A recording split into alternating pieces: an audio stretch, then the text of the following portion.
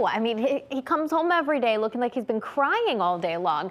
And you know, it's crazy. I don't know about compared to recent years, but we've been talking about the last several days how the tree pollen count has been astronomical. So very high is considered anything over 1,500. And for the last few days, it's been in the 5,000 or 6,000 range. I mean, that's just crazy. Today, instead of very high, instead of astronomical, instead of off the charts, it's just high.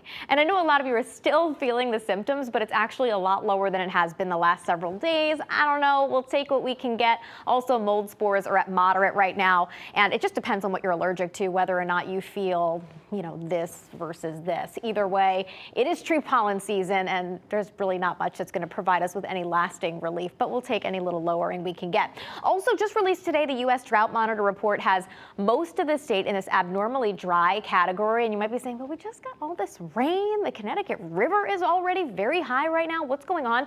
It didn't take into account the rain that we got May 4th or May 5th.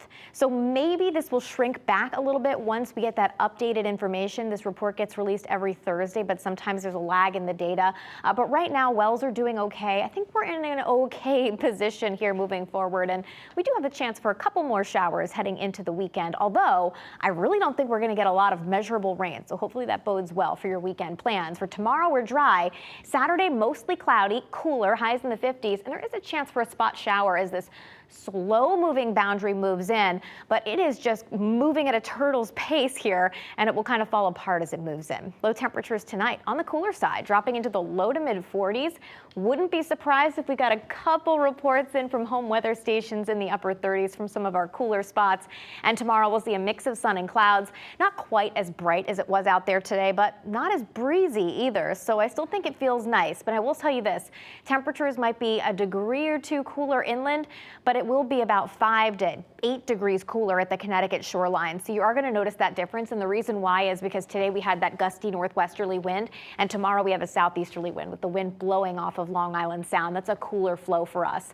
Then we'll see increasing clouds heading into tomorrow night. This is Saturday morning. We're mostly cloudy. There is a chance if we see any little bit of sun Saturday morning, it would likely be east of the Connecticut River, and there might be a couple breaks before the clouds kind of take hold.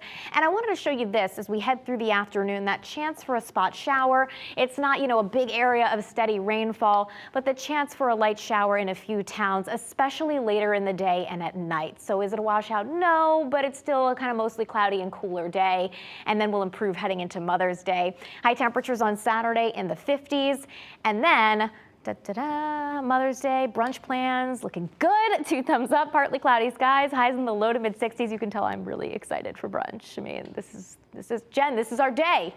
Upper 40s for low temperatures heading into Sunday night, and that's when the next chance of rain is going to be. Sunday night into Monday morning look wet. Hopefully we'll get another soaking rain in here before we end up drying things out. And another thing that you'll notice here moving into next week, temperatures below average. The average high for this time of year, I know it's really small there in the upper corner, whatever you want to reference it there, it's there every night, close to 70 degrees. Yeah, we're below that number here pretty much straight across the 7-day forecast, and maybe even to part of the following week. Your shoreline 7-day highs in the low 60s on Sunday, upper 50s on Monday with that rainy start to the day. Dan Amoranti, Matt Scott, they've got you covered tomorrow morning on the Fox 61 Morning News, guys.